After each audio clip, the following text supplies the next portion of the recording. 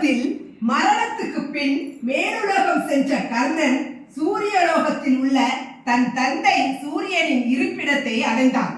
தந்தையே, நான் என் நண்பன் துரியோதனனுக்கு செஞ்சோற்று கடன் தீர்க்க தர்மத்தை காப்பாற்ற எண்ணினேன். அந்த நல்ல எண்ணத்தில் தர்மத்திற்காக துரியோதனன் பக்கம் இருந்து போர் புரிந்தேன். ஆனால் வஞ்சகன் கிருஷ்ணர் என்னை வஞ்சித்து வீழ்த்தி விட்டார். இதன் காரணம் எனக்கு புரியவில்லை என்று புலம்பினான்.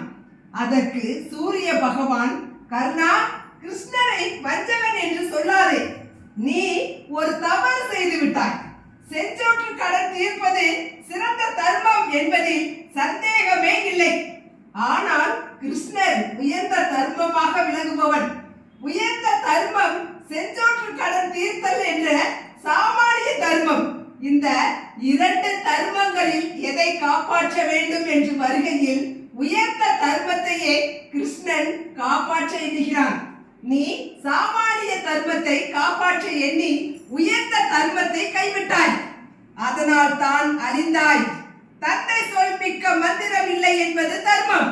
அதற்காக இரணியனின் பேச்சை கேட்டு பிரகலாதன் நடக்கவில்லை.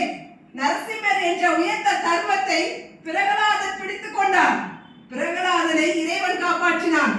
தாயின் சிறந்த கோவில் இல்லை. தாயின் சொல்லை கேட்பது தர்மம். ஆனால் பரதன் கைகேயின் ஆசைக்கு உடன்படவில்லை. ராமர் என்னும் உயர்ந்த தர்மத்தையே பற்றினான். விபீஷ்ணனும் தன் அண்ணன் ராவனுக்கு நன்றி செய்யும் சாமானிய தர்மத்தை விட்டு உயர்ந்த தர்மமான ராமனை வந்து பற்றினான். கர்ணா, சாமானிய தர்மங்களை நிச்சயம் பின்பற்ற வேண்டும்.